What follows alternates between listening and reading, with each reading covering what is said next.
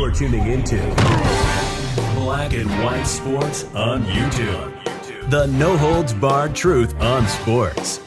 The main event starts now. Black and White Network supporters, make sure you check out the Black and White Network merchandise store. Link in the description. Use promo code USA First, all one word. USA First, all one word. 25% off now. I'm back. Rodrance for our Black and White Sports 2. Well, you knew we had to talk about it. We had to talk about the loss to the Chicago Bears yesterday.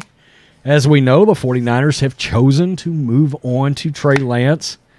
Sorta, even though they re-signed Jimmy Garoppolo. They're claiming it is for backup purposes only. Yeah, backup if he gets hurt and or he just sucks. And it's pretty interesting because evidently the Chicago Bears, the secondary, knew Trey Lance wasn't going to play very good quarterback yesterday, and they knew it coming into the game, and they knew it when they were game planning the game. Because when you say we're going to make a guy have to play quarterback, that's pretty much saying we don't think he can play quarterback. When that is part of your defensive plan. And we got a Bears defensive back that's come out and saying Trey Lance didn't do shit as a quarterback yesterday. Boy, this was tough to swallow, tough to accept, because the 49ers should have rolled this team. The 49ers should have beaten this team. And what's even tougher is the fact that you know, as a Niners fan, or at least I do, that if Jimmy Garoppolo starts this game, we're 1-0 and not 0-1. No, I'm not happy about this. Okay, I'm not. Oh, well, we got to take some lumps to let Trey Lance grow. So you're going to waste a Super Bowl roster to let a guy grow that you don't know is ever going to be the franchise dude. Okay, and that has put enough doubt out there that the Niners don't let their quarterback go. And that two rival teams, know is good enough that if he gets released, they're signing him. There's going to be an actual bidding war between two of your rivals to get the quarterback you don't want to play right now. Seahawks, Rams. And yeah, he would have been a backup to Stafford in L.A. Some guy said yesterday, I made that video, Matthew Stafford's better than Jimmy Garoppolo. Nobody said he wasn't. But the Rams wanted him. Why? Because Stafford's got a bum elbow right now. Okay, and yeah, Garoppolo's better than Geno Smith and the other guy, the lock guy. That's not a lock to stay in this league, by the way. Drew. Yeah, so let's get to this. Oh, man. By the way, Cowboys Twitter's going nuts over Jimmy Garoppolo right now, and John Lynch, you better just not answer the phone. We're going to need this quarterback. Trey Lance ain't do shit. As the 49ers, Jimmy Garoppolo problem looms. Yeah, we're not going to give this Bears cornerback, Jaylon Johnson, any kind of grammar awards. But I think we get the point. The shadow of Jimmy Garoppolo grew larger in week 1. Trey Lance and the 49ers offense struggled for most of the day in brutal conditions in a 19-10 season opening loss to the Bears. Let's just clarify something. Okay, Justin Fields and the Chicago Bears also had to play in these same brutal conditions. I mean, come on. They played in the same game. There's no excuses. You have to beat this Bears team. Lance showcased his significant arm talent and running ability at times, but far too often was inaccurate in the upset defeat. Quote, what do you think he did?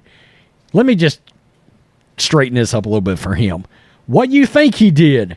He ain't done shit. He didn't do shit, is basically what Bears cornerback Jaylon Johnson said after the game. We made him play quarterback. They knew coming into the game, if we make him play quarterback, he's screwed. We know he hurt us in the run game with his feet, and everybody knows at some point he's going to run and make a play. Quote, but I feel like we really Had to make him play quarterback. Like I said, he's still a young guy. I think he'll end up being a good player for them. He's trying to cover for him now after he's destroyed him. But it's early. He has to go through it. I feel like we did exactly what I said we would. Make him prove himself as a quarterback. 49ers announced early in the offseason that Lance, entering his second season, would be starting quarterback and tried in vain to trade Garoppolo, who led the team to the NFC Championship game last year. Instead, they kept Garoppolo on a reworked contract and have him locked in as Lance's backup. The concern with the decision was that keeping Garoppolo in San Francisco would put pressure on Lance and increase calls to turn back to the veteran if he faltered. Quote, made too many mistakes, said Lance, who finished the game completing, and this is my number one issue with him, 13 of 28 passes for 164 yards and an interception. The defense kept us in the game. He had a big miss to Tyler Kroft in the end zone. Tried to throw a perfect ball. Should have put it right on him. He was wide open. Quote, turned over the ball. Took a sack that knocked us out of field goal range. Missed Debo on a third down. Missed another third down to Jawan Jennings. Just too many mistakes. A lot of stuff to clean up for sure. One game in a torrential downpour will not lead to a quarterback change in San Francisco. However, Kyle Shanahan's team entered the season with Super Bowl expectations and loaded with talent on both sides of the ball. And performances like Sunday will do nothing to slow down the questions around the quarterback situation. Shanahan was asked in KNBR's interview Friday if bringing Garoppolo showed a lack of faith in Lance. Guys, this is Trey's first year starting for us. We were letting go a $24 million starting quarterback to do that. We got him back for a backup price. I don't think this has to do with not having faith in your starter. That wouldn't have never happened if it just didn't come to fruition there. We were fortunate that it happened. So obviously we were willing to go in a different direction, and we ended up having something fall into our lap.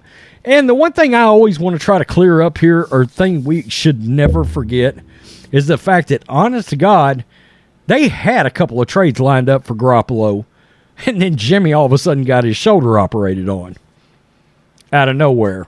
I believe, and I'm keeping it real here, I believe Jimmy Garoppolo would have been the starting quarterback for the Washington Commanders or the Pittsburgh Steelers had he not gotten his shoulder operated on. Okay, I think that was the two places he would have gone. The third potential would have been the Indianapolis Colts. But again, out of nowhere, before the trade got done, he got his shoulder operated on. And there it was.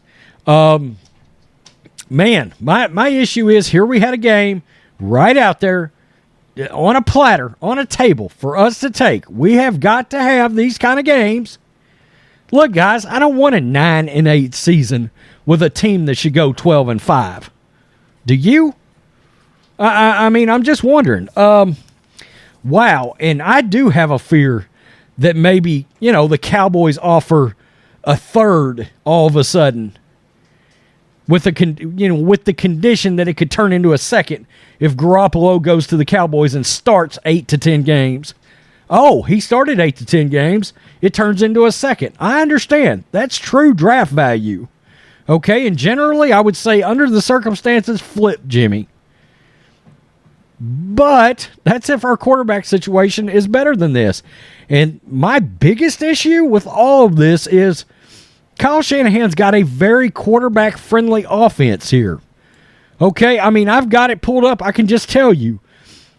Nick Mullins had a 64.6 completion percentage, nearly 4,900 yards, and 26 touchdowns in Kyle's offense.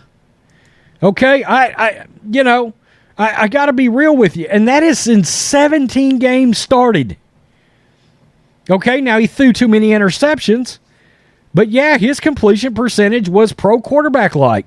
And this is a guy now that he's gone to other teams, can't even hardly stay on a team. He's now the backup for the Minnesota Vikings. But you get the point that I'm trying to make here. Okay, C.J. Beathard, 58% completion, 5 more TDs than interceptions, 3,500 yards. It's a quarterback-friendly offense that should have a quarterback in that 63 to 72% completion percentage range.